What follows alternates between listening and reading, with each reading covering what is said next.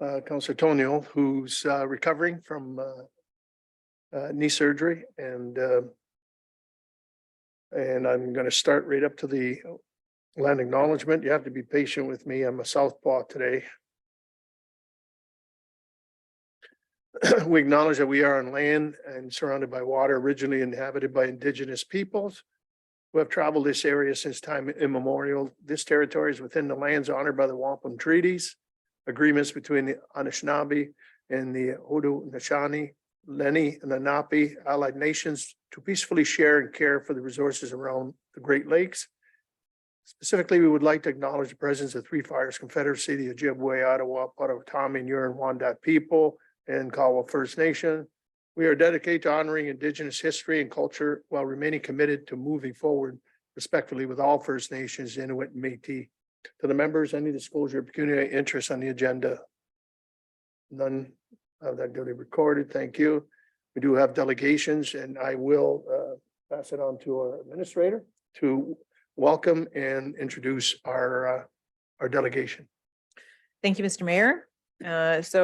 Pleased to be here with council today to take up where we left off with the pre-strategic planning session in the middle of February. Carrying the ball here on in is Dr. Janice Forsyth of Forsyth Management Consulting.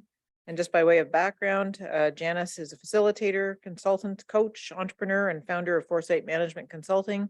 She did her undergraduate and graduate degrees here at University of Windsor, and then earned her PhD in all manner of learning theory and practice at Wayne State University. So she has quite a bit of experience in workplace learning, governance training, resource development, evaluation, strategic planning, and the like, and is here to assist us today as we embark on the next leg of the strategic planning journey. So with that, I welcome Janice and turn it over to her. Thank you. Thanks, Mark and Gary, and hello, everyone. Thanks for coming this afternoon and for this special meeting. We will be actively engaged, so I know it's a little daunting sometimes, these strategic planning sessions, but in planning with Mark and Christina prior to this, we made sure we had lots of interaction. So I will be presenting some information on the slides, but also hoping that we can get lots of active engagement. So in terms of our meeting objectives, where we're headed, our first objective is to refresh and identify takeaways from February 13th meeting, which seems like an awful long time ago. I know the slides were provided to you in your Dropbox where the information for the meeting is. So we're wanting to kind of look at those key takeaways from that meeting, things that that might have stood out. Also, I'll just spend a couple minutes on reviewing the planning process and definitions. We will spend the majority of our time with the strengths, weaknesses, opportunities, and threats, which all of you would be very familiar with as a SWOT. And we also want to take the opportunity to revisit the values for the town of Tecumseh, and then we are going to spend a few minutes towards the end of the meeting on revisiting the 2018 to 22 priorities, the status of those, and where we hope to take this process for our next meeting in May. So those are the objectives today. I know we can accomplish those over the next 3 hours with dinner in there as well. So if we look at first the strategic planning, what we're really talking about in terms of a definition, it really is a process that is to help define the future and where do you see yourself going? What are those strategies? Once determined, those strategies are determined, it helps to allocate resources and how you're going to pursue that strategy. And then it assists the municipal council in looking at goals, objectives, action plans, and the future it desires.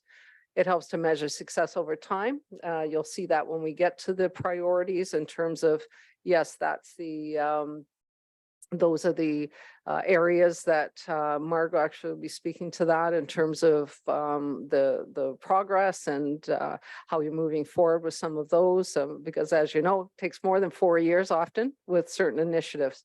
So what progress has been made and where are we headed in the future?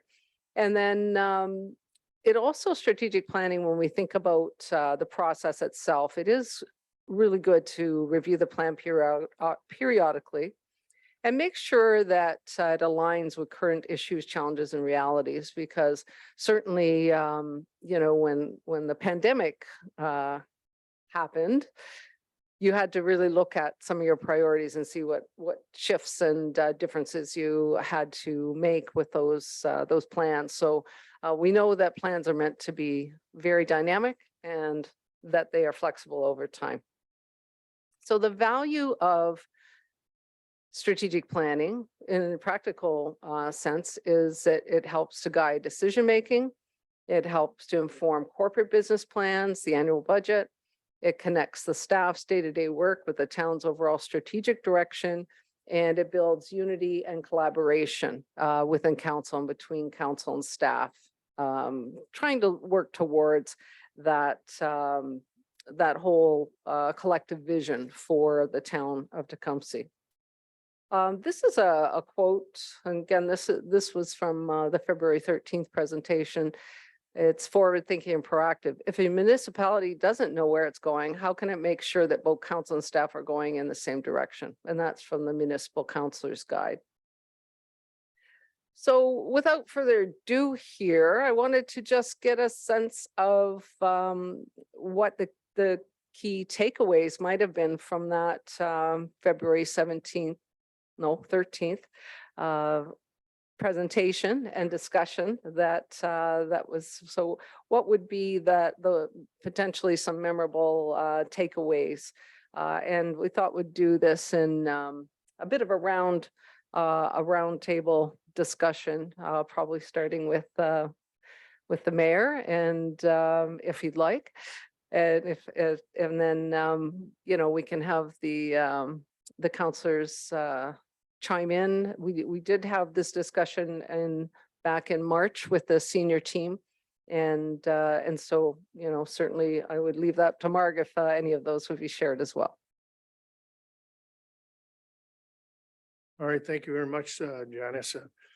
Well, even from our conversation we had in February till what's happening right now, in particular for the municipality laying out, you know, the planning, the expansion of 2 areas within the municipality. That's been something that's been, you know, top of mind for council for a long time. Now it's what's the best analogy I could use? We're just getting off the on-ramp and onto the highway right now. And certainly planning for the expansion of the community over the next 5 to 10 years, in particular, when we're looking at adding upwards to 4,000 homes, you know, equating that to probably, I don't know, 6,000 to 8,000 to 9,000 population growth. And then building the necessary infrastructure. And what I mean by infrastructure, not just roads and sewers and so forth, but the parks departments and those amenities, quality of life amenities within the municipality. It's now becoming, I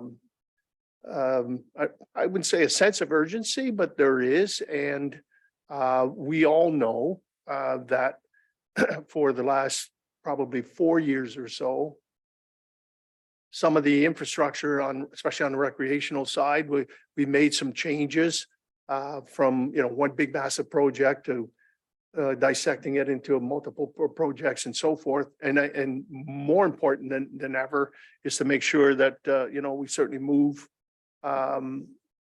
consistently into fulfilling those requirements to help support, obviously, the growth that's going to be needed certainly in our community. And so, obviously, for the next couple of years or 3 years, the plan is going to be, no doubt, a very aggressive. I think it's going to have to be, aggressive enough and also mobile enough so that we can adapt very quickly on some probably huge items. The other beyond our boundaries, with certainly what's happening in the city of Windsor with the LG plant on our border, what impact is that going to have on our community, and how quickly and what type of opportunity we're going to have to work collaboratively with them to make sure that those undue pressures like traffic and it's not going to add to compound effects to our municipality. Because I mean, the company is at the edge of their eastern boundary, and it's right on our western boundary, and certainly the impact to the Sandwich South Northern, the hamlet itself. There's going to have to be some work to be done there, as well as continuing to work collaboratively with the county in continuing the expansion of 43, 4, 42, County Road 19, and what our responsibility in 22 is going to be. So you can see it's not just internal within us, but what type of relationships and that we're going to have to develop with our neighbors, the city of Windsor, as well as County of Essex and the town of Lakeshore. So I'll leave it at that. And I think I'm sure that other members of council have other pieces they would like to certainly add. Yeah, we'll go through the lineup. Yeah.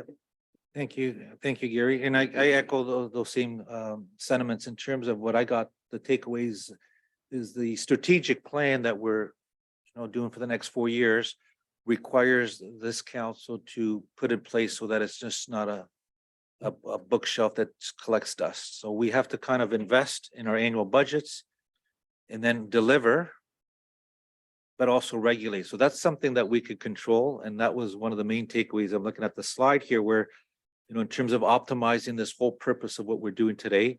And then the community expects us to lead and advocate. And so there's issues out there that right now we get phone calls, whether it be traffic or road patterns or growth. They expect us to advocate for them in terms of those issues. So this is all working, like I say, collaboratively, not only as a council, but upper levels of government to try to get their support for funding, because obviously these projects that we're looking at are going to require a lot of investment on our end in terms of financial dollars. Thank you. And through you, I recall a positioning, right? Positioning of ourselves. And we had a lot of discussion about the direction at the time of the provincial government. And, we know that they can change their direction, quickly. And how do we best respond to best align ourselves to the direction that the provincial government is going. And I think also, how do we best position ourselves to many of the things that the mayor and the deputy mayor have just mentioned. So how do we, best set ourselves up to tackle, some of the issues that we know are coming. And there are some issues that are out there that, we don't know, but how do we just best position ourselves, for those that are coming on. So those are, some of the things in addition to what the mayor and deputy mayor have said that kind of jump out to me that we discussed in that meeting. Thank you, and through you. Strategic planning is just that, strategizing future growth and determining really what the difference is between our needs and our wants of the municipality. Funding, I think a key point too is that all of our wards are vocal with the interest of things. We just came through an election, so we were just at the doors. We heard fresh thoughts and concerns, so we have to keep that in mind as we move forward. But again, importance is the needs over the wants. And as the mayor mentioned, being collaborative in our planning with our neighboring municipalities, but sometimes that's out of our control as well, which we're experiencing right now. So we should even just maybe sometimes think about ourselves.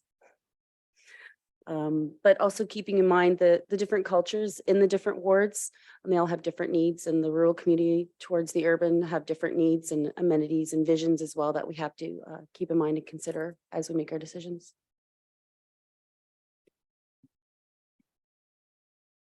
Thanks very much. For me, I was thinking about the ways that we kind of connect needs and wants that have persisted and are consistent in our community, and how we're looking to grow, and how we determine what resources need to go to each. So I'm thinking of, I just went through an election knocking on doors about flooding, and thinking about the environmental concerns that are coming our way, some of which we can't mitigate. They're environmental, but we can do some things internally. And then as we kind of expand forward, our community is going to change a little bit in its demographic makeup, and even in its the realizations of what traffic looks like, and how we move through town, and how we connect things like all of our different cultures in our and all of our wards. And we need to be very thoughtful about how we do that, while still maintaining an eye to what the province tells us they're interested in, and what we know to be true about what our residents want. And sometimes it will create some friction, and so we're going to need to figure out where we decide to advocate on what fronts we spend our time and our resources and our money. Through you, Mr. Mayor, it's to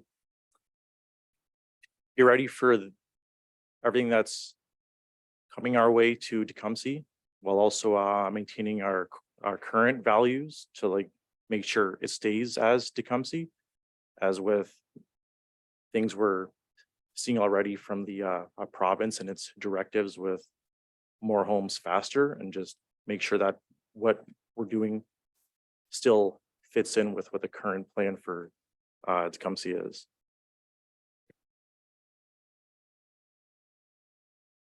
There was one more thing, Janice, I wanted to add as well, is that and it's kind of timely with what we're doing today, the exercises.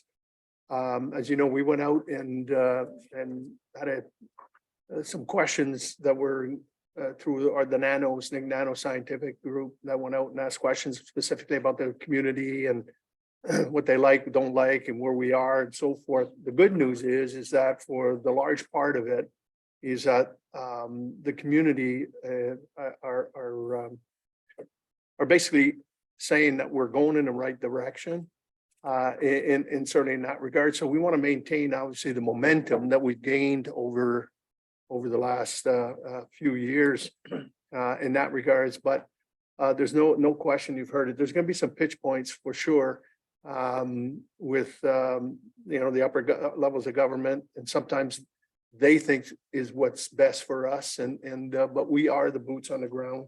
And to some of the comments were made, we're the direct representatives of the folks in town. So that's the good news. And they showed us in areas where, again, I think it matches up with a lot of the previous strategic plan and moving forward, in particular the needs and wants, and we're kind of lacking a little bit, and with the pressures of the additional growth. So I think that document serves as a good springboard for us in terms of continuing the momentum.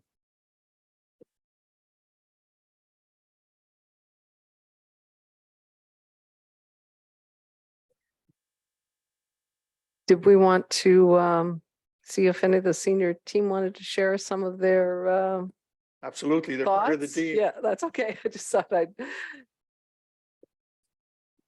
Thank you. I'll start through you, Mr. Mayor. I think from the February 13th overall presentation, my key takeaway is that we're not alone. We are a viable municipality within a region, within a bigger region of southwestern Ontario, within the province of Ontario, and within the country of Canada, and that it behooves us to be aware of what's happening at all levels, and understand that what we do is certainly of importance locally, but also of importance and strategic in the bigger picture as well. And it's always good to keep that bigger picture in the foreground. Thanks.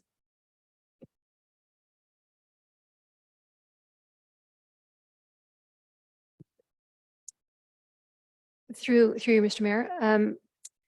There were two things. So one is something that the mayor said about ensuring that we remain aggressive in terms of our existing plans and programs and approaches, certainly with regard to quality of life issues and amenities. And I couldn't agree more. The pressures are real in terms of people in the community needing and wanting to have access to those new facilities and or revitalized facilities. Certainly post-pandemic, people are increasingly interested in outdoor amenities and being able to ensure that our parks and our pathways and our trail systems are interconnecting with others that are adjacent to our community is super important, and really helping people live that quality of life that they want for themselves. And this is for all ages. So not a focus on one age group or another, but ensuring that we are being supportive and reflective of the needs of all of the ages in our community, and being really mindful, what the demographic realities are today, but to the growth, really understanding where those growth opportunities are. For example, it should be of no surprise that seniors in our community will continue to grow in number, and ensuring that we have fair, open, transparent, and robust plans, programs, approaches, services, and amenities will be really important.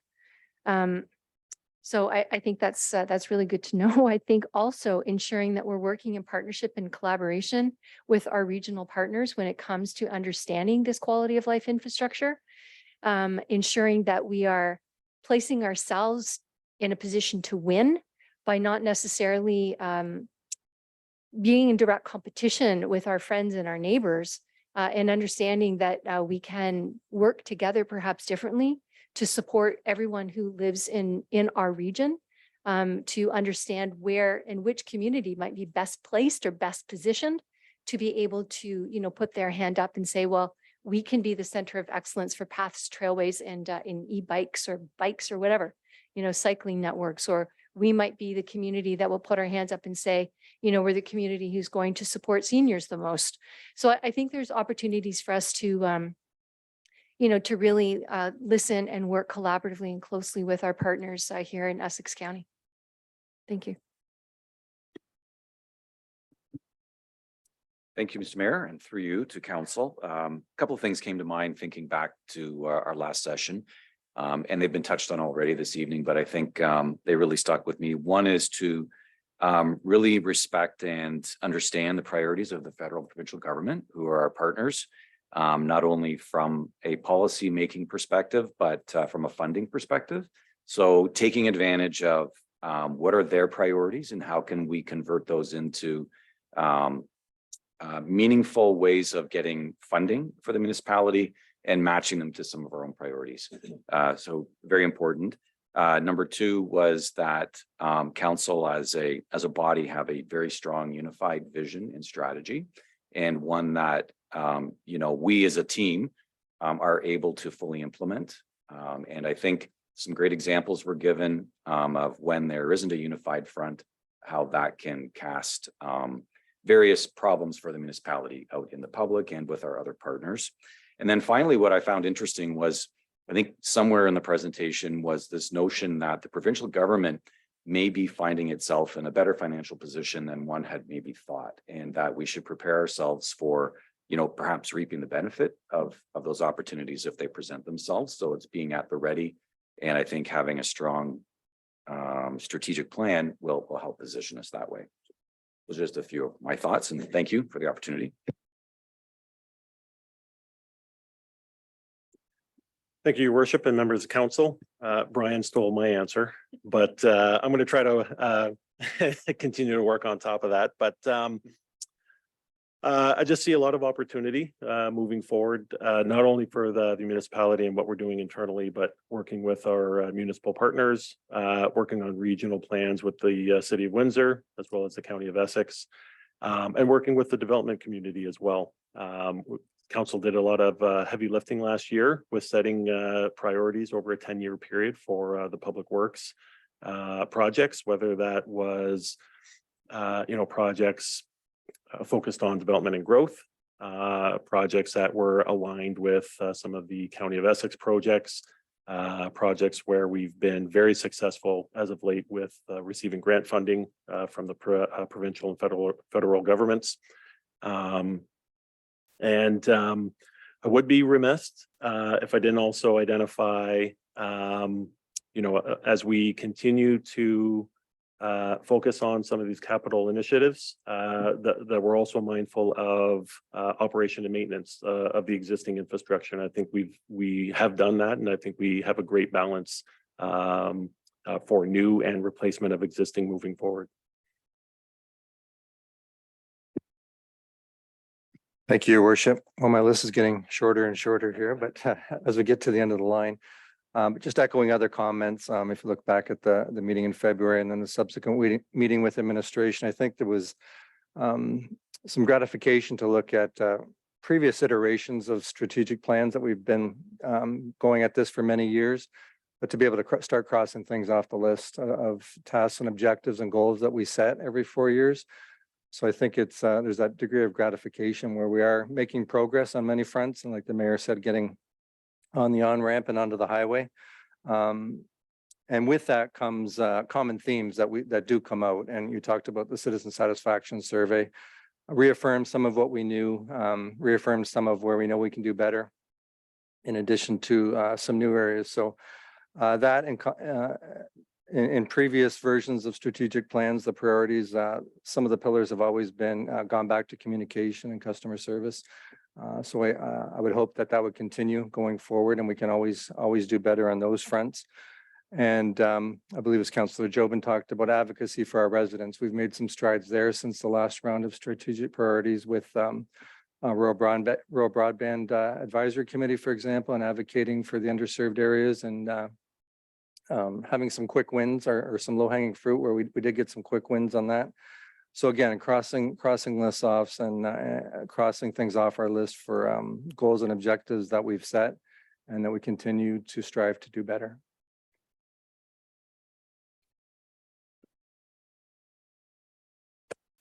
Thank you, and through the mayor. I guess takeaways that I have, not to repeat everything that's been said, and it's all accurate and very true. I think what we're going to see and what we'll have to plan for is some significant growth and change. And we've been in a position where, as a community, we haven't grown a great deal in population. However, I think our town has grown a great deal when it comes to things like amenities and parks and things like that, and services. So I think we've seen a lot of growth in that respect over the years, but now looks like what we're going to face is significant growth in population potentially.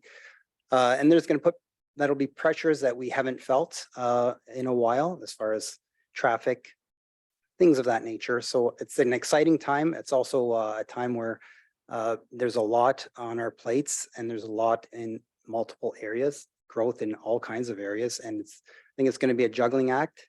Obviously, I'm going to always focus on the financial end. There's going to be financial pressures. We do know that from the senior levels of government, there is an expectation that of course that they will participate and assist, but there's also an expectation that municipalities will pitch in financially as well, and where that might mean debt and things where we're not as comfortable going into debt.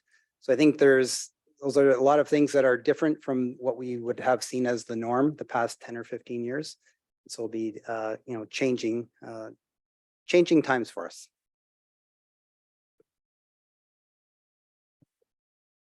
Thank you, Your Worship. And building on a couple things that a couple of people have said already with respect to growth, I think it's obviously important to keep in mind.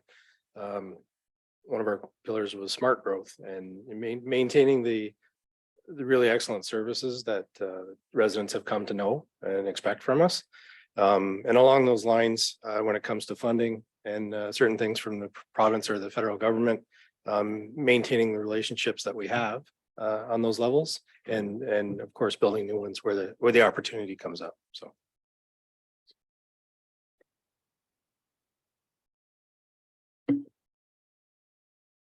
All right. All right, now it's time to roll up the sleeves. Back to me. Okay, thanks.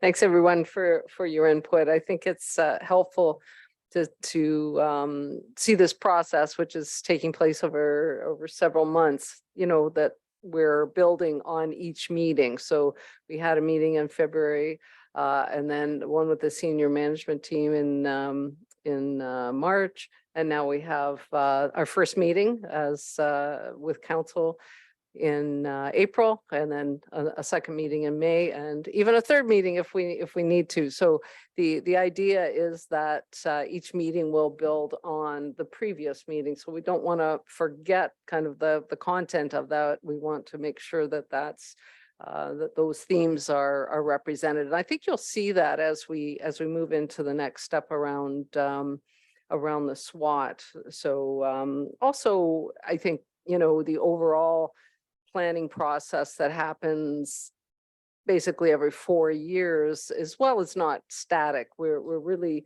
want to make sure that you're building on successes of the past, building on your strengths. And that's the purpose of this next step, is to say, what are we really good at and how can we build on that? What are some of the areas, as Sean said, we still can, ramp up a little bit and improve. And then what are some of the opportunities out there externally? And what are some things that may threaten our success? So it's really an opportunity to kind of stand back before moving forward. So we always want to be cognizant of the past with an eye on the future with the process, so that we're not forgetting about all the great work that's been done till this date, and then how can you capitalize on that for the future? So thanks for your thoughts. I took notes again, and we'll certainly continue to build on those ideas and themes.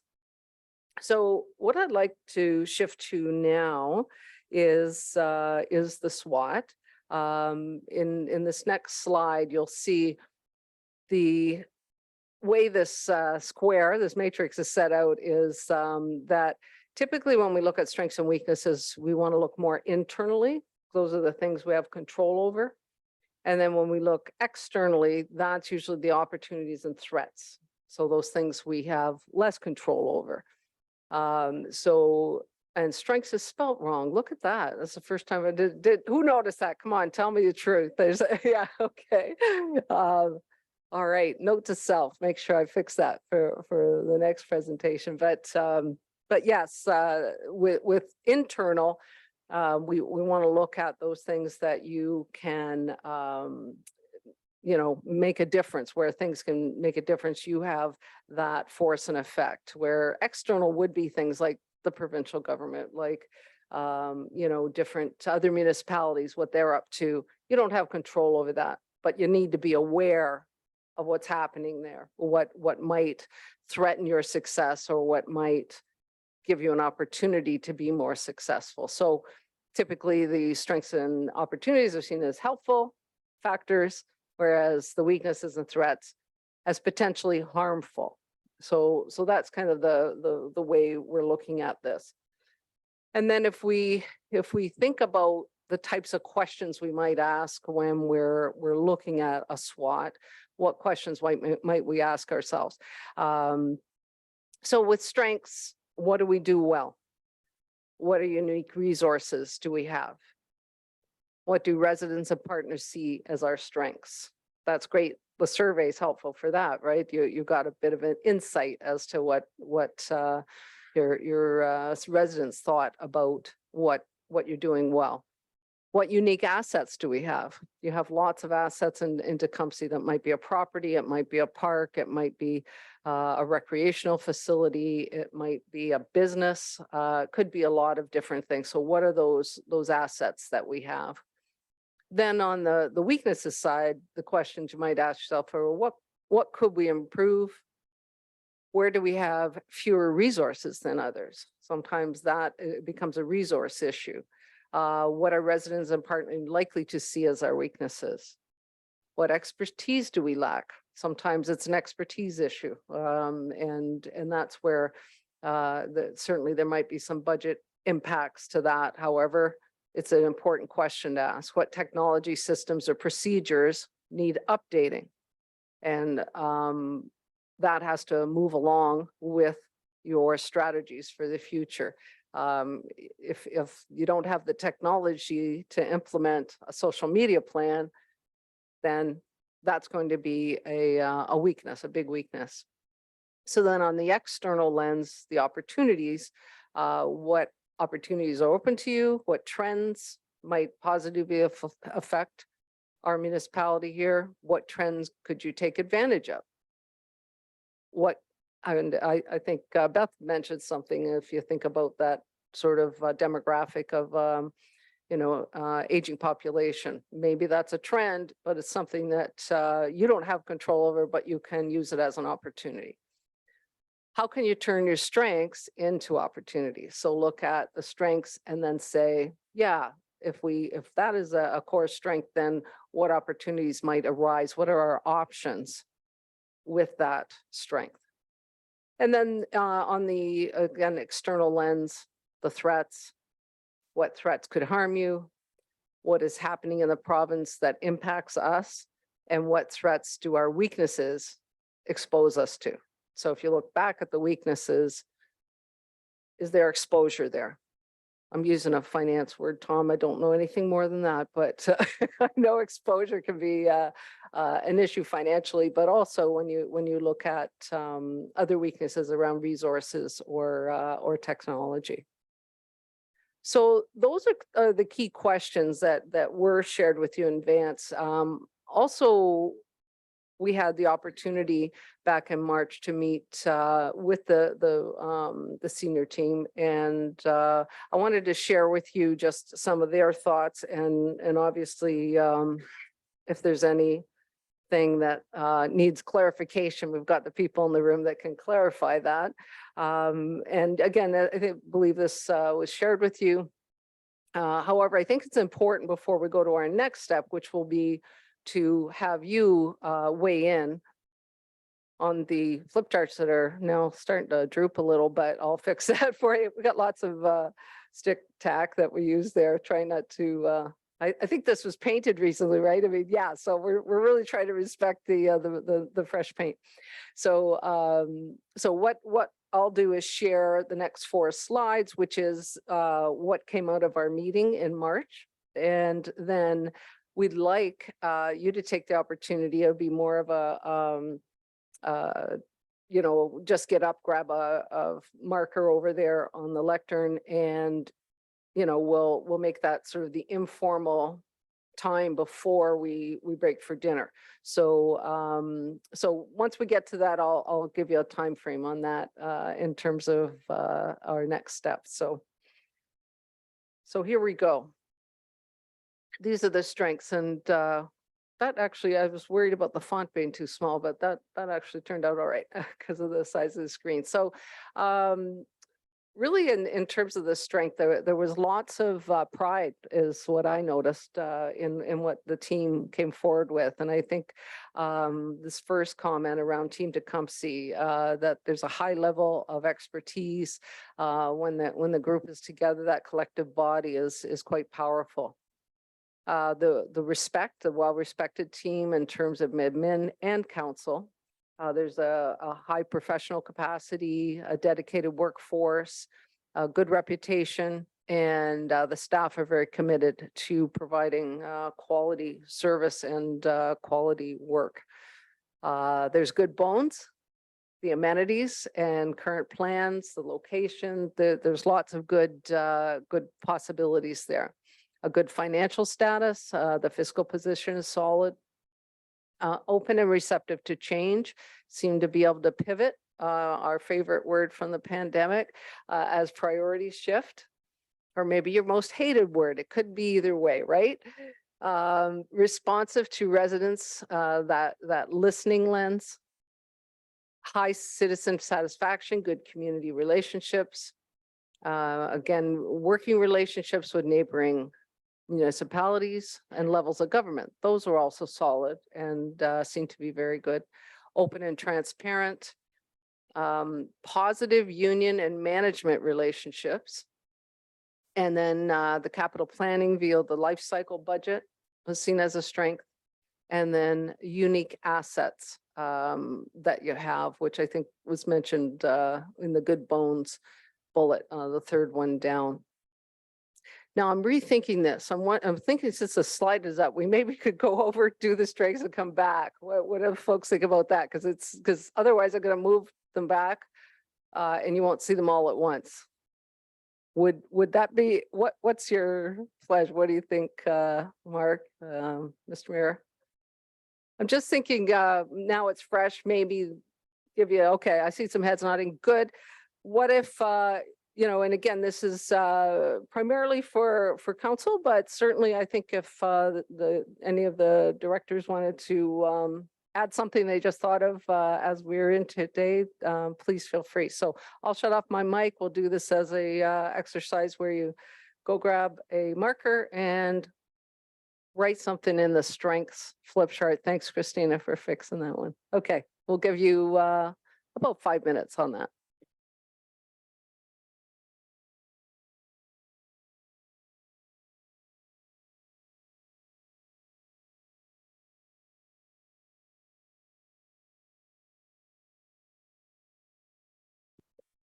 Feel free, yes, to talk amongst yourselves and come up with ideas. That's all good.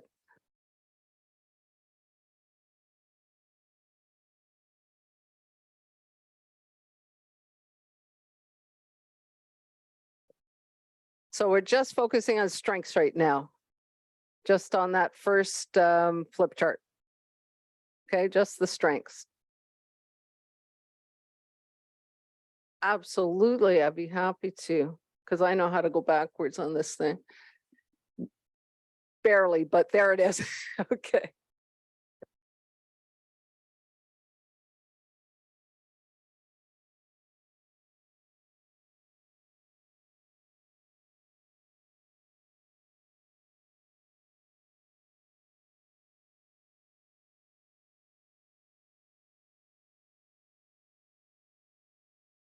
I feel like we need some music in the interludes, right?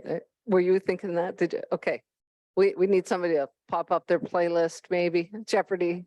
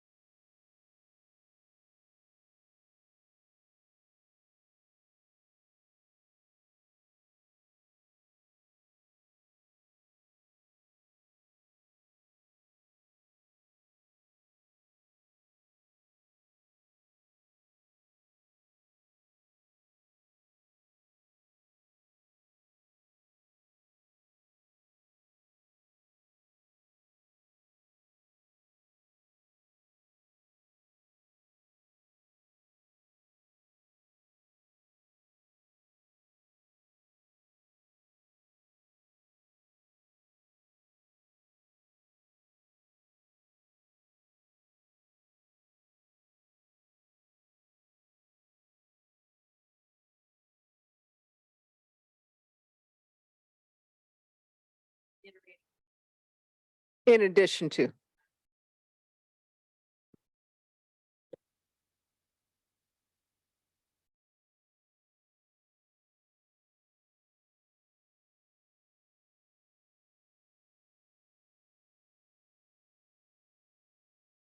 Any final thoughts? We've got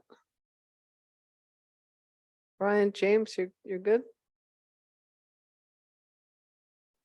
So our additions, I think I can see them from here, trust of residents, beautiful, natural environment, leverage existing relationships and recognize as a strength in connecting needs and wants, strategizing with public input, PICs, more proactive than reactive as a community, great collaborators and built for sustainability in a lifespan plan, life cycle plan. Got it. Okay, thank you.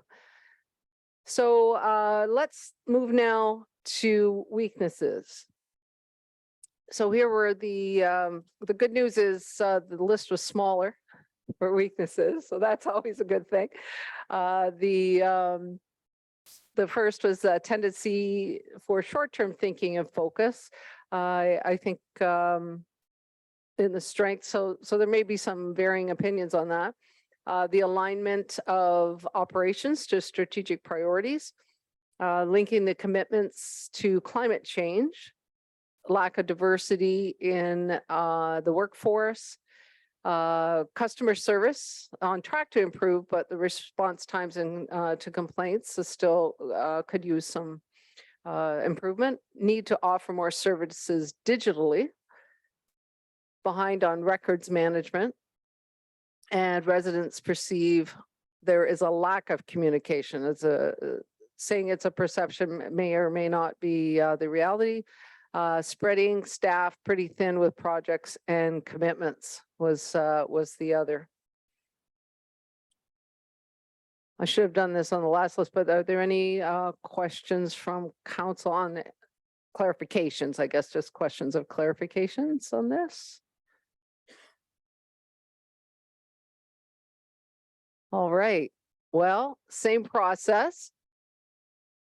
Go over on that weaknesses chart, grab a pen, and I can flip back to the questions first, and then I'll come back to this slide. How's that sound? Janice, if I could, and council isn't under any obligation to agree with what the senior management team wrote on any of these. So if you feel that it needs to be changed, one of these, absolutely take it away. If I may, I do feel like, going back to weakness, like spreading staff thin, like, is that specific departments? Because we've gone through a big staff change and direction, I think, with our departments and staffing levels. So is there a little more detail to that one statement or no? Take a stab at it, and then others can join in. I think that we have, sorry, through the mayor, that we have, yes, you're quite right, Councillor Jobin, and we're getting our feet under us with respect to the new recruits. We've had some staff turnover, and we got new people in training. We aren't quite up to speed yet in certain areas like development services, the building officials. Council has approved it, but we haven't quite hit the ground running yet in terms of people. So right at the moment, I think we're just feeling a little bit of a pace pinch where we're trying to move things forward, as the mayor alluded to, with getting off the on-ramp and onto the highway. And we're not quite there yet with the with existing resources. So, but anyone on the senior team, feel free to chime in if they feel that there's something more to add there.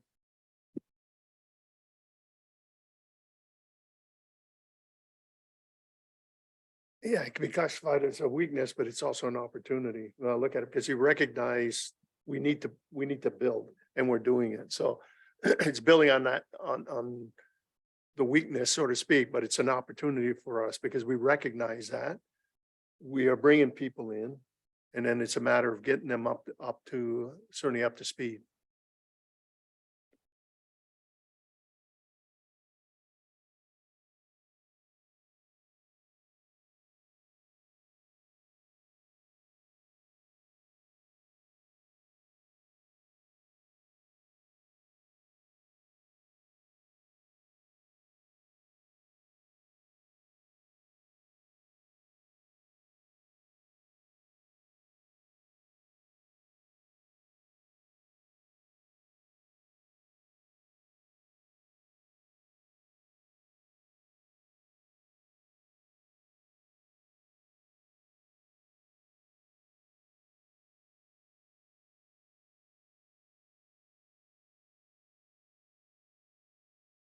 I posted the questions again, if you want to review what types of questions for weaknesses before you grab the pen and add to our weakness list.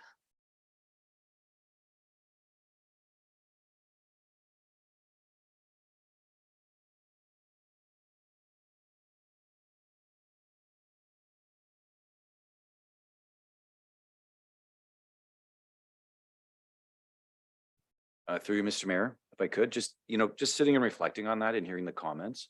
I agree with what Mark said, but I think also there's sort of an ongoing relationship with our other partners provincially where the responsibilities seem to be becoming more complex. And even though we have, a really strong administrative body, there's still a little bit of transferring responsibilities down to departments and to the municipality, I should say. And, with every government, there's change, which is good. But as that change happens, we are, we're kind of a machine has to shift with the change. And so this sense of, I think that's just tapping into that issue of we have to provide a service, but we have to relearn how to provide the service out as change happens too. So there's just a little bit of that in the background behind that as well. You're very good point, because I'm trying to figure out, that relationship that, with the federal provincial government. One of the things that I find, and I don't know how you solve the issue, is the provincial government, when you're dealing specifically with infrastructure, for example, but we deal with a myriad of ministries. It's the complexity of filing for the grant, and then filing, reports on an ongoing basis. And I know that that's been something over the years. It's been brought to municipal affairs on numerous occasions, going back 10 years when I was at AMO, where you have to, for most part, municipalities, it doesn't matter. They're all the same, large, small, medium. It's the reporting. And it's regardless, a $10,000 grant or a $10 million grant. It's the same. The paperwork is crazy. And the reports are at the point, it's ridiculous, to the point where we're up to 400 and 500 reports that municipalities have to put in. So that's a weakness, in my opinion, as well, because, you want to make sure you got the bench strength to be able to do that. And sometimes council say, oh yeah, let's apply for this grant. That's great. And I'm the first one. I send it all the time, but realizing the paperwork that's required, to do that. And it's, call it a weakness or whatever, but I think that's the biggest piece, is the demands that the provincial government and the federal government put on municipalities in order for us to apply for anything.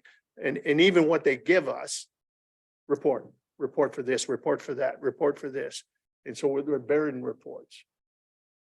If I may, through you, Mr. Mayor, I know Janice hasn't got to the threats yet. We did actually have those, and Brian's point, under the threats, because we don't feel that we have any control over that. The Okay, grants I'm are. ahead of myself. Yes, you are ahead of yourself for sure. We got red tape, funding, applications and reporting, and legislative changes and downloading to municipalities under threats.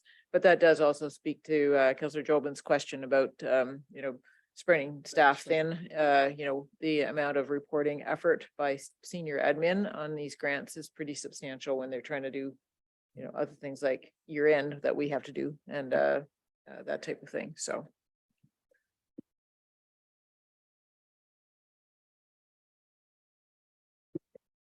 Any others to add for the weaknesses? The list just keeps getting smaller and smaller. Go ahead, Brian. Gary, through you, I added growth, right, has historically been low.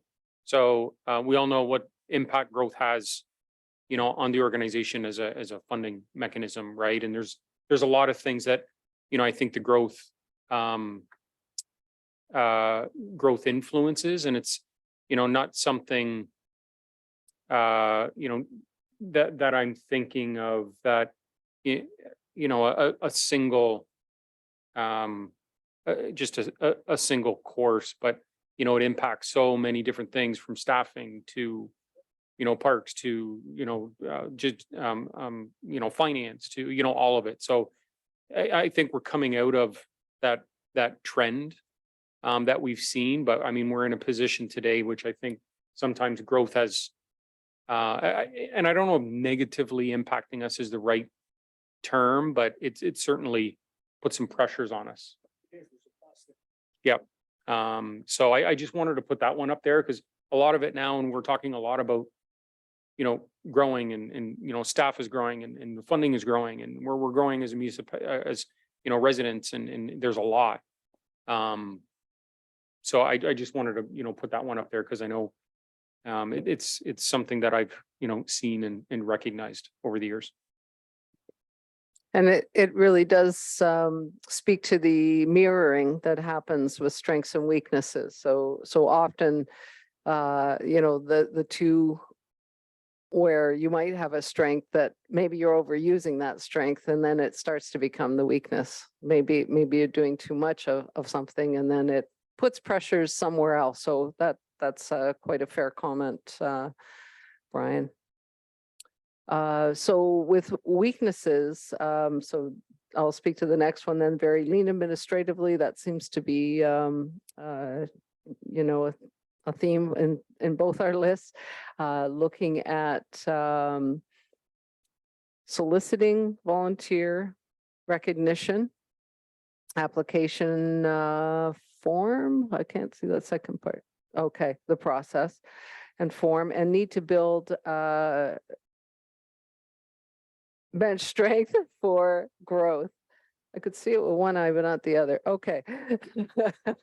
Great. So, all right. Well, thank you for those. And as I said, that's the internal lens, and often you're going to see a mirroring, and we will talk about themes in a little bit that you see are cutting across all four areas as we discuss opportunities and strengths next. So start thinking about those themes that you're seeing jumping out. All right.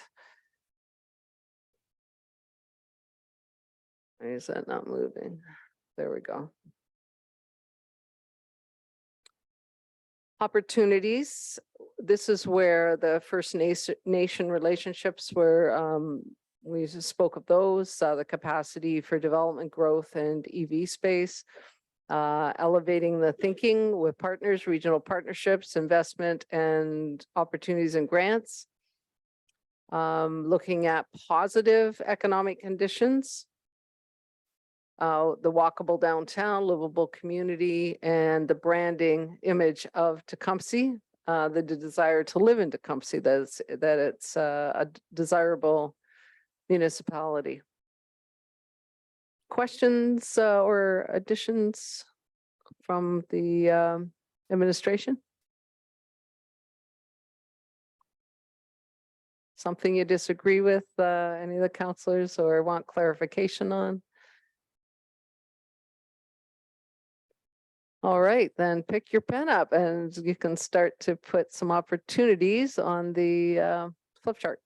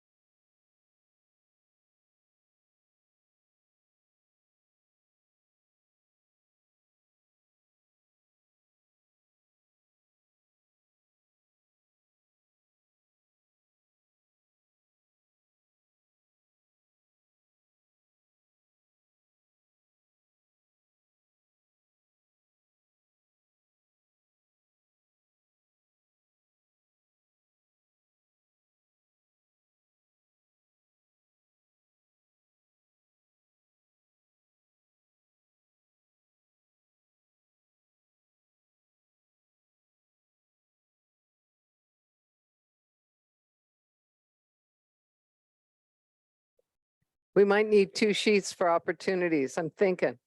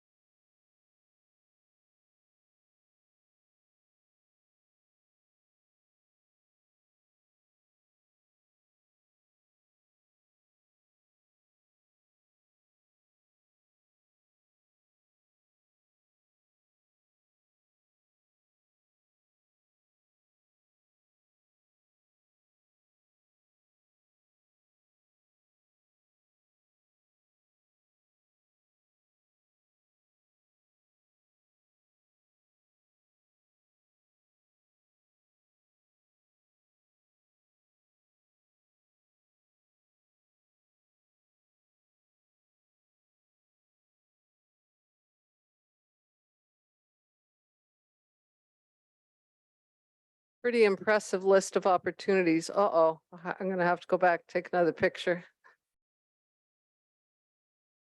My vision would not allow me to read from from here to there, so I've taken a photo. Is there just one addition? I'll let you tell me what that is when we, okay. Yeah. So additional opportunities, folks. When we intensify residential land use, we need to remember it intensifies use and importance of the public space, including parks. Having eliminated advisory committees, need to apply the lens to our strategic plan, how to compensate for the advisory committees, I assume, what they bring to the table. That's Joe, yeah, okay. Shifting, growing demographics, diversity, age, socioeconomics, accessibility, and those realities. Towns planning and infrastructure. Oh, there we go. Investments, thanks, aligning with a very motivated development community and key land. Okay. Ensure the bottom there, I'll get out of there. Copy this. There we go. Ensure everyone knows that they belong through inclusion policy programs, etc. So the sense of belonging of other folks or for all the folks in the community. Opportunities, continued increased connectivity with track, right, inside. Okay, trails and sidewalks, placemaking opportunities along with growth changes, thoughtful environmental leadership alongside Indigenous partners, and taking advantage of 2 sitting members, MPP and MP. And go ahead with, okay, marketing and branding. Thank you. Well, great work on the opportunities. It's very exciting and hopeful when you have that many opportunities. You may not be able to capitalize on all of them, but to have that list, it's really informative in terms of as we move forward and look to the future. So thanks for that. All right, the nasty threats. Let's see what we got. Economic pressures in terms of dollars, a looming recession, missed opportunities due to capacity, housing intensification, climate change, the lake levels, competitive job marking and an aging workforce, disjointed electorate, a north-south divide, public opposition by radical groups, red tape funding, applications and reporting, which was we spoke to a few minutes ago, legislative changes and downloading to municipalities, lack of meaningful provincial consultation on legislation and regulations. Questions of clarification or any disagreements from council members on anything that they see there? Through you, Mayor, when I look at this list, I'm just curious, and I don't know if there's actually an answer to it or not, but if any of these that jump out, which any of our other municipal partners aren't experiencing, I mean, the one that jumps out to me is maybe, you know, a disjointed electorate north-south, right? That could be, you know, only a Tecumseh thing, but, you know, there's others which are, you know, Essex Center and like that, but I'm just wondering, and I'm just wondering if anyone else would like to comment, if there's any of these which we're alone on, or if these are things which we know everyone else is sort of experiencing. It's just something that popped in my mind. I think some are worse than others. You know, there is somewhat, we have a group or whatever, but I mean, I don't think it's as bad as it's led to be, but I would say more, you know, urban and rural, and because the demand and you know, is a bit different there. So when you have a diverse community like ours, like most of the county municipalities are a combination of urban, rural, there is such a thing as the rural divide. I mean, we've seen it with the broadband. You know, we take advantage that, we got 5G over here and, they got smoke signals out in the county and so forth. So there is some issues and it is a bit of a threat, you know, because obviously, smaller communities, that, you know, for economic growth opportunities and just the pandemic exposed the vulnerability of, you know, the farming community. I've seen even dealing with, our virtual meetings that we had with, and the difficulty that, you know, Tanya, you had in connecting with us and so forth. So, that aspect, I think, is a bit of a, you know, bit of a threat that we have to continue to work and convince, you know, our federal and provincial counterparts that, they, to their mind, Tecumseh is well positioned. And it's, you know, through the CRTC, through the grid, and we're trying, even through SWIFT, telling them, no, they're not, you know, and so it's a bit of an issue in dealing with that. But there's one a real reality and threats. I see the public opposition, the radical groups. I think there's a you know, certainly a group that is really in the last 3 years since COVID have really ramped up and gathered some speed. We're seeing it on the shop floor at even at Stellantis and other areas. I've talked to David Cassidy, I should say, and he's seeing it, that movement. And we certainly experienced it a couple of weeks ago, and we have to be aware of that, and in particular on the planning side of our community as we continue to grow. So if people don't take it seriously, they're making a huge mistake. And security measures, you know, how we deal with the public in our facilities. And one thing we need to remember as well is that our responsibility as elected official is providing a safe working environment for our employees. And we're starting to see more aggressive people coming into the buildings. And just to give you an example, on Wednesday, that April 5th, we had people there in army fatigues and hunting knives. They had weapons in the hall. And so that would not be tolerated in the House of Commons or certainly in Queen's Park. They're not welcome there, but they're coming into our facilities. And so that one, I'd even, you know, it says public opposition, I would make that a little bit more, maybe I change that in a red color, but that's the new red tape. And then the other one is, you know, the red tape funding applications and reporting. The government's got to do something. I mean, we're a responsible order of government, and it's always difficult because we've seen it where we've had like 40, 50 page submissions made for grants and so forth, and they come back and said it wasn't good enough. And I don't know what else you can add, you know, when you put 50 pages together, you know, in that regards and so forth. And legislative changes, some of the threats, what is Bill 23 going to do to us in terms of, you know, the whole planning? How do we protect, again, wetlands, heritage areas, out farmland? There's a whole host of areas there. I think that those are threats. I get the housing piece. We know it ourselves. We need to build more homes and that. And then what impact does that have on infrastructure? In particular, when now they have different names, but the ARUs now you could put 3 physical,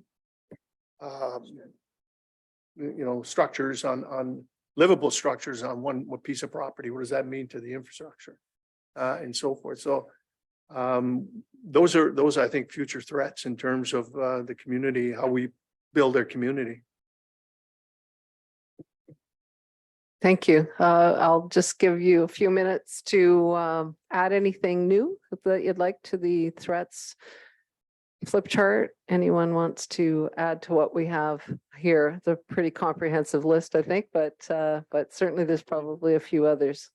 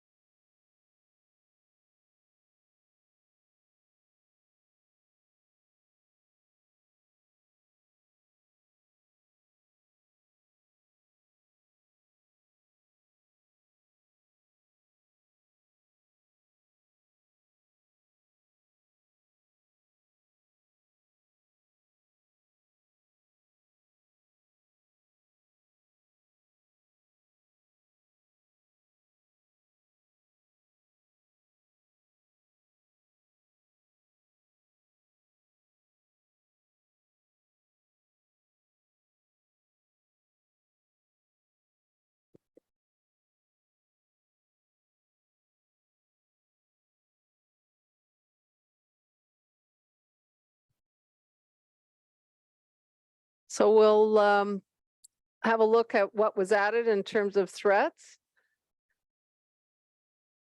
The cost related to security, cybersecurity at most. Misinformation in the social media and, that ripple effect. Social media commentary related to above, so that negativity that can really impact. Ventures undertaken by neighboring municipalities. Aging society needs, so programs that might be required, accessibility, the different ways to address those needs. Housing intensification, added pressure on infrastructure. Getting adequate level support regionally for local social housing supply. And we were talking about homelessness and some of the impacts that may spill over from other communities. And then disjointed electorate, difference in ability to meet the needs, rural broadband. So thanks for those additions for threats. If you were thinking about all of the things that we've discussed here in terms of the strengths, weaknesses, opportunities, and threats, what themes are you seeing emerge? We'll just spend about 3-4 minutes on that, and then we'll break for dinner. You see how I did that? We'll break for dinner if you give me some stuff, some themes. So there's only thing standing in front of you and dinner is coming up with a few themes. So just, as you're looking at the list, what are some, I guess, things that you see in each of them that in each area that might be considered a theme. And that's usually helpful to inform us when we get into the next steps of the process. Anyone want to start with a theme? I'm assuming this would be okay if anyone weighed in at this point.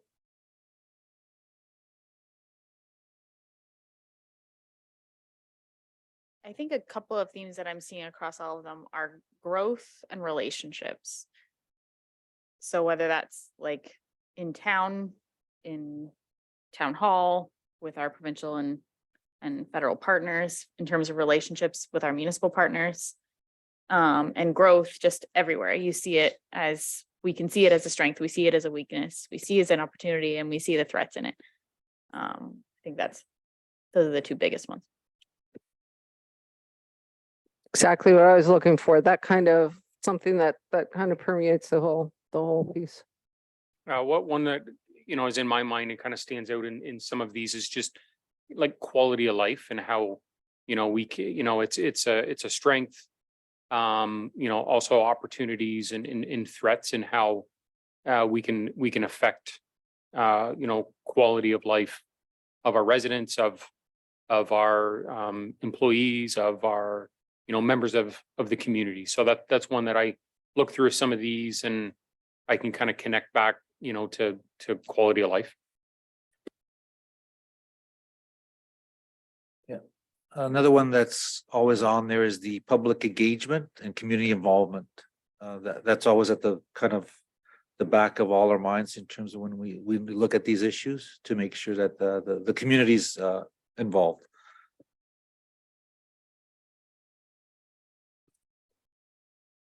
And all of that, and when we need is, and what I see through it out is building a sustainable community. In order to have growth, you have to have sustainability. You've got to have the infrastructure. You got to have the finances. You got to have all of those pieces in there.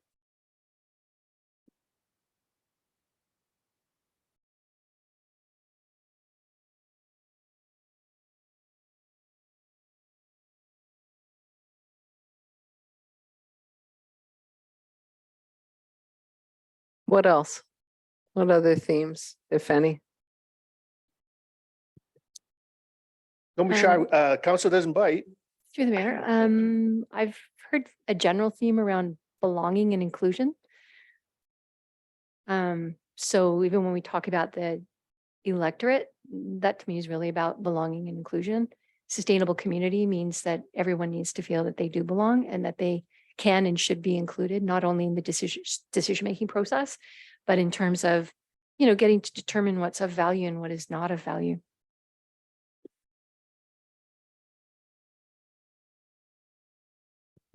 not even close. Through you, Mr. Mayor, just kind of picking up on what you were saying, and it's become a theme, I think, through these discussions, and it is the importance of when you look at all the lists, there's this element of a complete community, which I think Tecumseh can check the box.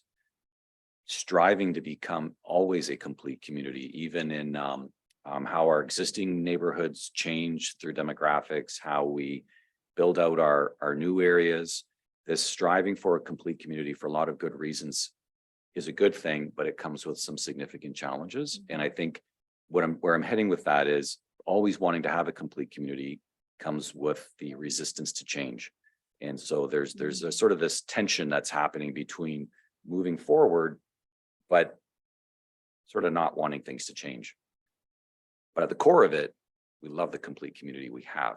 So, you know, how do you build on it and continue to reinforce it as a place to live, work, and play?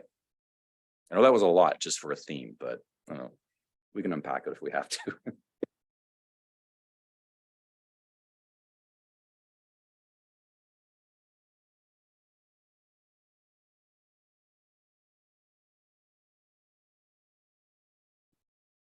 I'm gonna throw this one out there. I think there's a lot of positivity as a theme. I think I see a lot of opportunity. I see a lot of strengths. Certainly there are weaknesses. I'm not gonna deny that. And there's always threats, but I think there is a desire and a will to be positive and to see the glasses half full.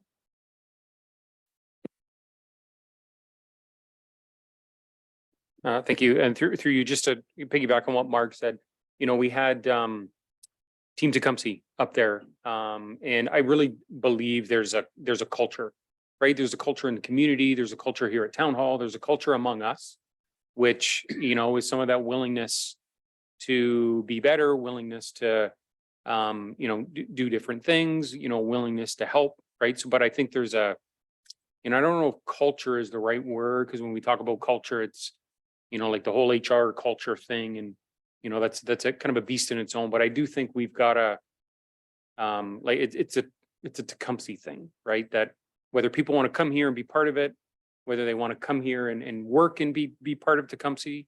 I just think that there's a essence, right? And if culture is maybe not the right word, but there's something there, right? I feel it, right? It's giving me the tingles, right? But, you know, so I think that is there in all of it.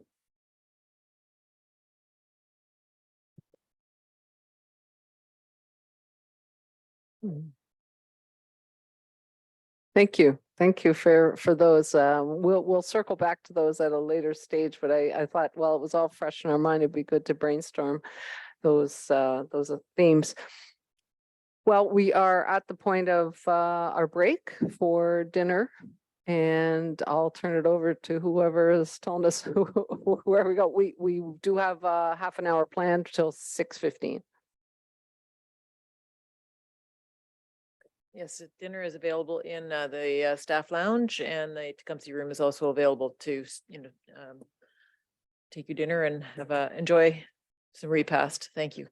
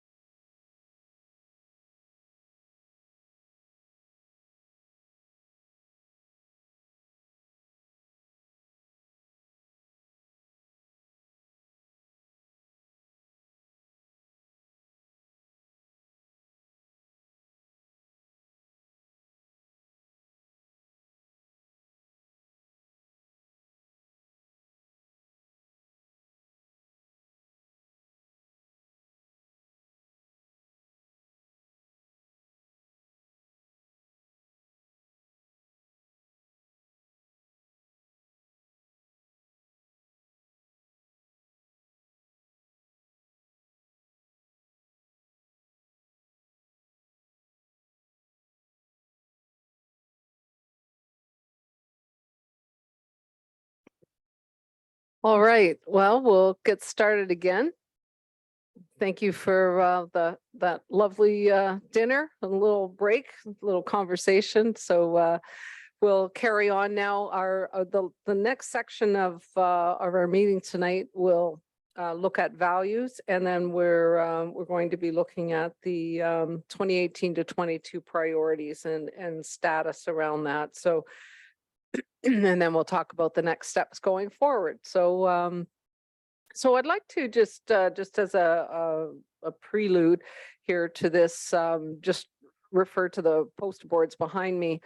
There are 6 current values: fiscal responsibility, service excellence, accessibility, community involvement, inclusion and equitable treatment, and then leadership were the 6 that were created, I would assume, in your last round of and possibly maybe before that. Recently, Mark had an opportunity to speak to each of you, each counselor, around what your thoughts were around those values. There was a lot of agreement that what was there was good. There were some additions that were proposed, which are on the second poster board. And so what our thought was tonight was to get some feedback on some of those new proposed values, and I guess revisit the 6 that were proposed. So we'll start with the 6, and again, confirm whether that they're still valid. You still feel that those values represent your beliefs as the town of Tecumseh, because the values are really woven into all the work that you do, the way that you interact with partners and the relationships you're building. A lot of the things we've already talked about. The values will guide the behavior and the customer service and the relationships that you are forging with community partners at the municipalities. It also, I think, from an administration point of view, I think it's important for staff to be familiar with the values and the way the interaction happens between staff members and staff and volunteers. And so there was a lot of different layers to values. It's not, let's just have some. They really are behaviors and beliefs that I think are important, and therefore we want to spend a little bit of time on it so that you're comfortable with what's there. And also, I guess, that evolution that we talked about with strategic planning. Often values need to change as communities change, as different strategies come forward, or your experiences that you're having with residents and the programs that you're offered. Are they still reflecting the way that you'd like to see these programs be carried out in these different initiatives in the community? So keeping that in mind, let's start with the existing 6 values. I think in the interviews there was a fair bit of agreement that those were solid, but I wanted to just do a check back in on that. And just see if there's anything there that you think should be either deleted or revised. And then once we do that, we'll move to the other page, and then we'll do sort of more of an interactive activity where, again, with our markers, that's why we have so many and so many lovely colors, where you might, I'll invite you to come up and put a check mark beside those that you feel might be worth looking at as additions. So let's start with the 6 now. Any comments that anyone would like to make around those 6?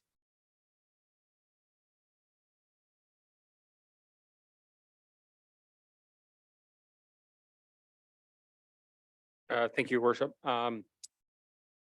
Looking at these values here, and I don't want to jump ahead, to the others, but I don't know if consolidating some of these into a statement or, you know, a graphic here, because I think they're all great. And I think, you know, how do we cross, you know, a couple of these out? Because I think some of them, for me, I look at these and they're just like, you know, the golden rules of being a nice person, right? So how do you know, how do you take some of these out?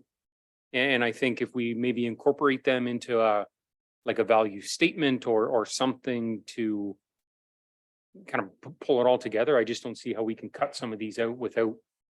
Well, thanks for that comment. I think that's both of you, the elements of your comment are valid.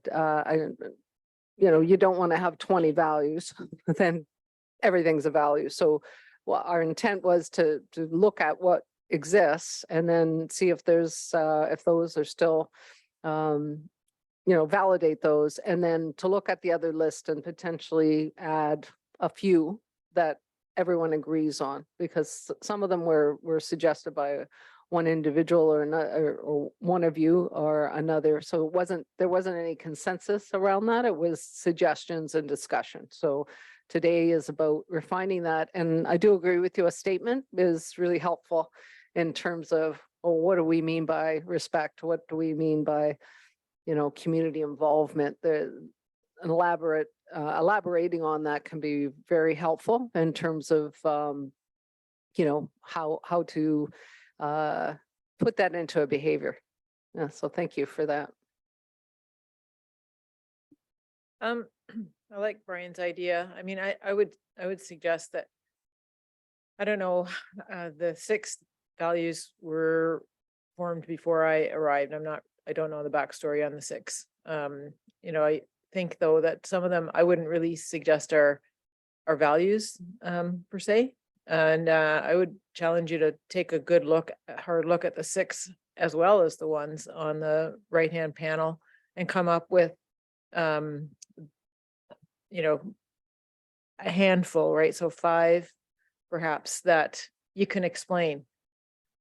So if you took inclusivity, equity, and diversity as an example, and this means what, right? And because if you can't put a meaning behind it, then how is the administration, for example, supposed to live up to that?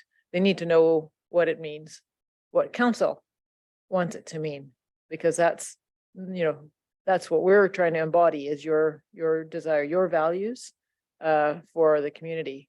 So I'd suggest you put them all on the block, and then to Brian's point, what does it mean? If you choose one, what does it mean?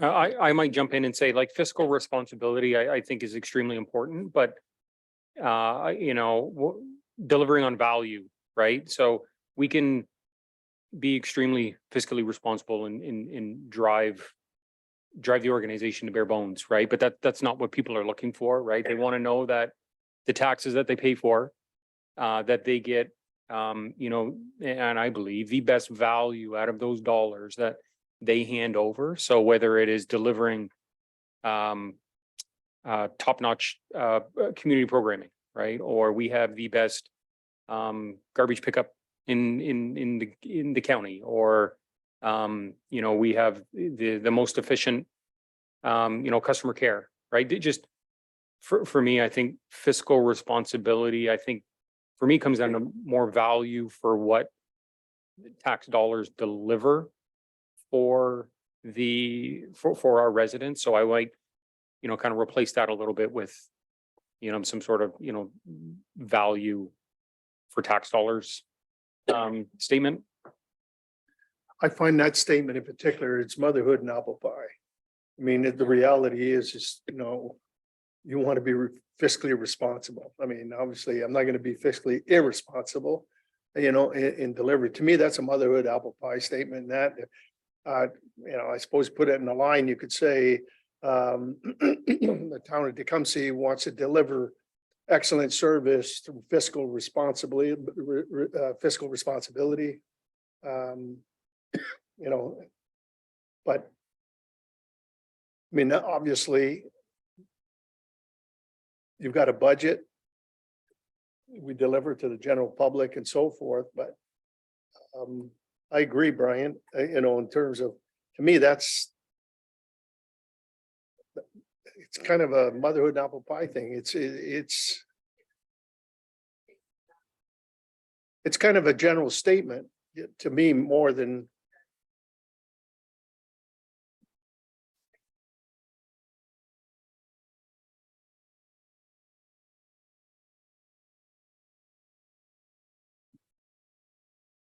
I just wonder if there's some of these things that, because I tend to kind of agree over there, and I think there's some of the stuff that I can see in current values and in additional values, like fiscal responsibility, like service excellence, like good governance, like they belong under leadership excellence. So because there's several layers of leadership here. And to the CAO's point, there is a governance leadership and an operational leadership, and those need to work together. And so we need to understand what's under, maybe a lot of those things belong under leadership excellence, things like excellent communication and fiscal responsibility and good governance. Those would all belong underneath the banner of leadership excellence. Yeah, I mean, good governance will deliver fiscal responsibility. Good governance will give you good, service excellent. Good governance will give you accessibility. Good government includes the community. Good governance is good, strong leadership. I mean, you can see, like, good governance is kind of that's the big one, right? And a lot of that, just in my opinion, falls right into it, to your point.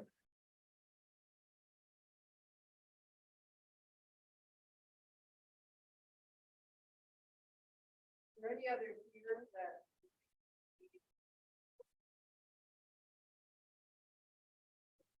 I want us to be careful about not, I come from an educational background that deals in equity and the synonym or the acronyms around inclusivity and EDDI and EDI and EDIA and all of those things. There's accessibility over here, inclusivity, equity, and diversity.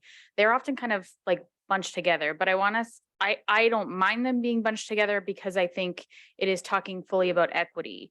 But I want us to be mindful that we're not using buzzwords as values that can either change or be co-opted, to our earlier conversation. So I like those together. But I don't know if there's a word that sort of, or an overarching theme that those belong under.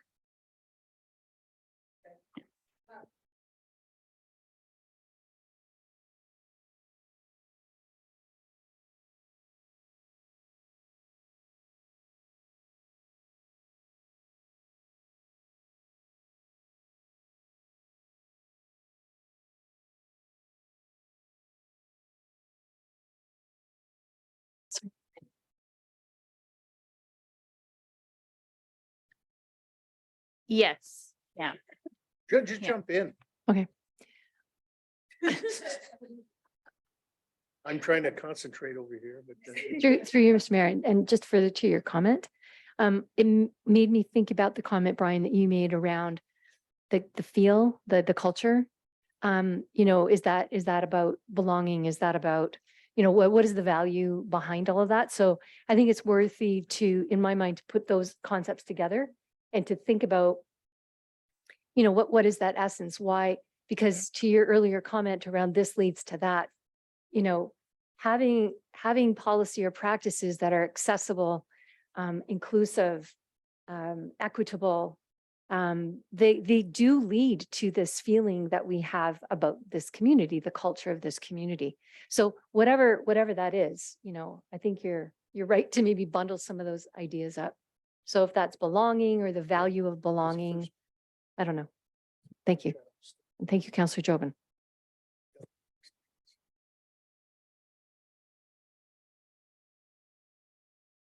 So I just want to jump in. The 4 at the top of the proposed additional values, I actually put in there and I learned them from a colleague of mine who is Cree from Alberta. And those are like the Wakotoan 4 Rs, they call them. And it's how they make all their decisions. It's the lenses upon which they make their collective decisions. It's under respect, reciprocity, responsibility, and relationships. And if it doesn't meet the thresholds of all of those things, then it goes back to the drawing board and there's more community consultation and then they continue forward under those things. So I like using those as frameworks. I'm not necessarily committed to them as values, but I like it as a framework.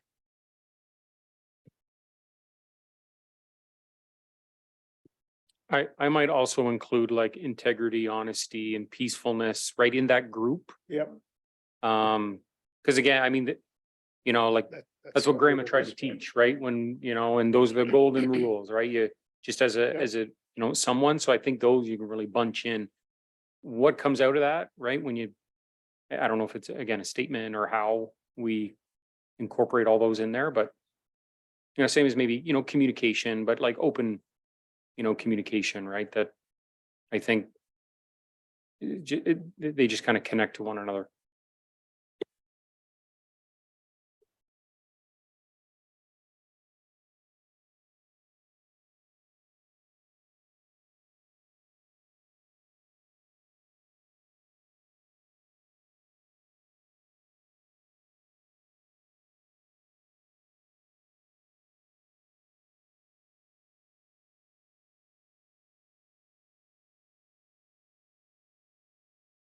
Well,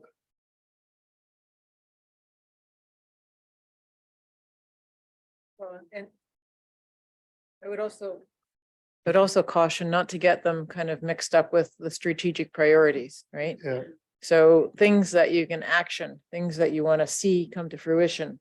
Those are for our next discussion on what your strategic priorities are.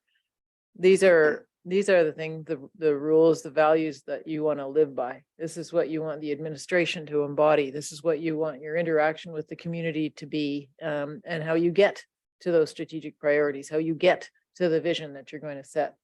Is that you're going to maintain your integrity and all of the R's and various assorted other letters there on decision-making framework, right? And before you make a decision, you know, I would suggest, you know, an ethical framework, perhaps for just for spitball in here, which means, so we'll do these as statements and bring them back to you, of course, as we try to wordsmith a bit here, but and maybe you've only got 3 or 4, you know, we don't have to have 5 or 6 or and certainly not 42. Yes.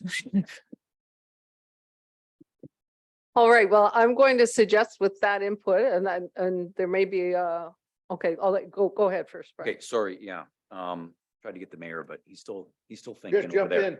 in. Hearing Mark talk just made me think, and reflecting on all the conversations we've had, leadership showing up, and then all these other elements of sort of the notion of team spirit, I guess, and this, and everybody's talked about it at different times, this notion team Tecumseh, the cohesiveness between council and admin, the necessity for a strong, commonly accepted vision that we're all working towards, working together. And that just is something that leadership is good, but it sort of misses the other half of it, which is there's a whole team network that is motivated towards a common goal. So it just seems like something just to keep in mind while we're developing our values. Thanks, thank you. Yeah, that certainly captures it in terms of the intent that we were thinking about for the values and moving them forward. So I'm going to suggest that that we would take another stab at this. Mark and I'll draft something and then we can have something as a draft, you know, putting things together based on your input. So so thank you for that.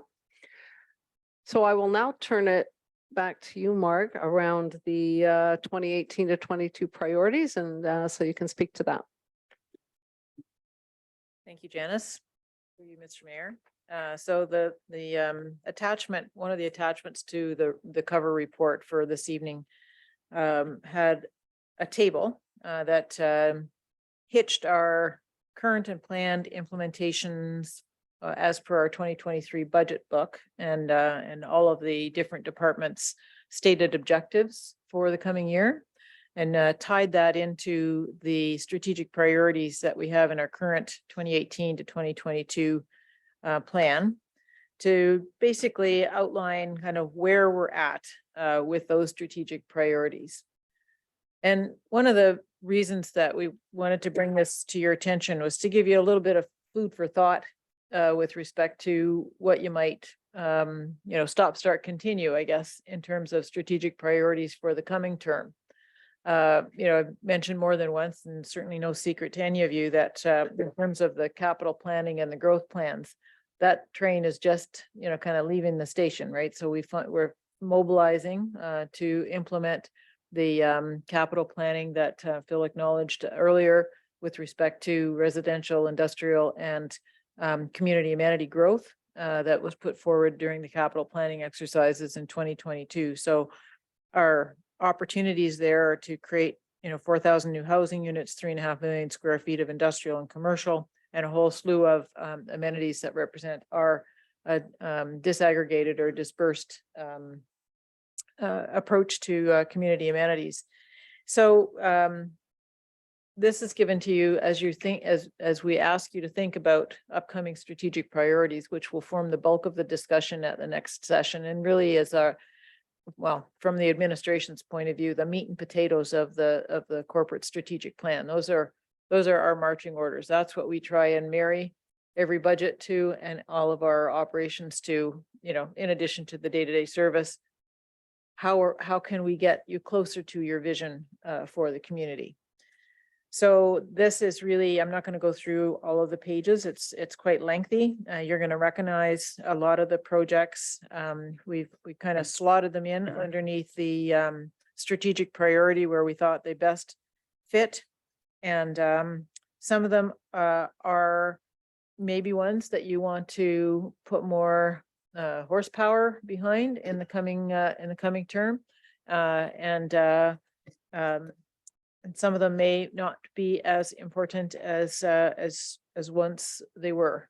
So that is for you to kind of grapple with as you decide what the next 4 years will really be focused on in terms of corporate activity, and where we will devote staff resources and the budget dollars that are available.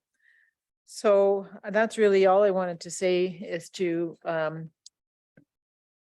have a good look at these pages between now and May the 8th to kind of get your mind wrapped around what you think would be the strategic priorities for the next plan. Additionally, I did do, as Janice alluded to earlier, and that's what produced the list on the right-hand side, one-on-one interviews with all of you. So in those sessions, I asked about strategic priorities, and some of you had some opinions on that. So I'll compile that in the next little bit and send that out to you so that you have that as well. We won't put any names against it, just so that, it's just out there as a generic list rather than attached to a particular counselor. And then you've got that information as well based on those gleanings. So I'll turn it back over to you, Janice, but that's really, unless anyone has any questions, it's pretty straightforward. That's kind of your homework, if you will, for the next little while to help you get thinking about that. So we're ready to rock and roll next session. Thank you. All right, any questions or thoughts on that before we move to actually our next steps? So and just in eyeballing the values, I think we'll probably end up with 5 or 6, based on the input we have here, but we'll work on that, and also a sentence that describes the value. So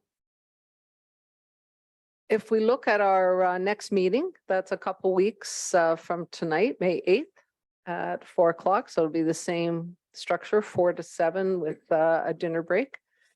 We will then be looking at the strategic priorities for 2022 to 26. I think we can also include the revised values in that. I think that would be a useful piece to bring back. And then we're going to be revisiting the vision and mission. So based on the strategic priorities and what you see going forward for 22 to 26, what you're already is in motion, a lot of it. Just revisiting that vision, does that still represent where we think we're headed in the future based on this? And then the mission in terms of, why you exist as a township. We're doing this a little bit backwards because often in strategic planning processes, you start with the vision, the mission, et cetera. However, because of the nature, I think, of the work that you do and the fact that there was a fair bit when we looked at it with the senior team that will be moving forward from that previous plan, it really doing it the opposite way made a lot of sense. So just if you're thinking, well, why are we doing that last? It really is by virtue the fact that that it's not like a brand new day, right? If you were in a situation where it's like, okay, everything blew up and we got to start over, then you would really start at that vision. But instead, it's more of a revisit. This is a refresh of your previous plan, and so that's the process that we're using to make sure we don't miss that step. But it makes more sense to look at it towards the end instead of at the beginning. So I'll turn it back to you, Mr. Mayor, and any closing comments that you might have. No, I mean, this is, I think, an important piece that's going to set the course for the next 4 years. Certainly for the municipality, it's there's a lot of stuff there. Mind you, we've done a lot of stuff and we'll continue to do so in that. And maybe I missed it here and so forth, but there's also the other opportunities, obviously, for recreational grants with, I hope, is still going to be part of the puzzle in moving forward. I don't see anything in here about in the next, I don't know how many years, the gym, which I think it's been something that's been on the books here for 15 years or so. I certainly like to see that in here. I know it's going to take some involvement from the upper levels of government, certainly in that regards, but I'm hoping to see that. But outside of that, there's a significant amount of good things. And then even in the next, in the upper 5 to 10 years, I forget what is it, 2027, 2029 or somewhere in that range as well, is finally realizing Manning Road to finish the way it should have been finished. I think, I still would like to see something in that nature. I understand value in terms of the hamlet areas that'll contribute to new assessment and so forth for the community and so forth. But there is I think a due to the folks that have were promised that road would be finished. And then there's I know there's only so much money. And then the CIP of Tecumseh Road, that's another one that has been promised. So let's not lose sight of that. And I would suggest that we keep, I guess, focused on where we can drive more income. Really be aggressive on grant applications while we have 2 members of sitting government. I think we should be using them as much as we can to help us. And it's to their benefit as well as ours and certainly in the community, but not to lose sight of some of the other projects that do mean quality of life for the residents. So I would keep that in mind. So I know it's a difficult task.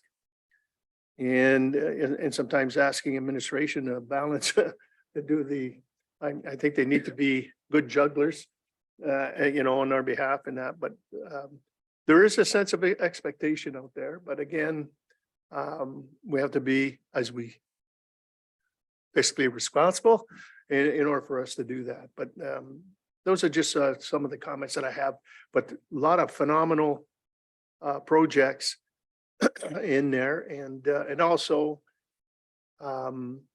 which I'm glad to see is the protection to property enhancements, through flood mitigation pieces, the pumping stations. So there's a high expectation also in our community to protect our citizens from the effects of climate change. So I'll leave it at that. Anybody else want to add some comments before we move on? Okay, well then I need to put a motion then to receive the report. Councillor Houston and Councillor Jobin, thank you. All in favor? Opposed, if any, that is carried. And if there's no further business, I want to certainly thank Janice and administration and council, for putting this program together, and I'm looking forward to May 8th. And so I'll have my party hat on, and somebody is gonna have to bake a cake. So with that, adjournment's in order. Deputy Mayor Riquetti and Councillor Higginson, all in favor? Opposed, if any, that is carried. Yeah.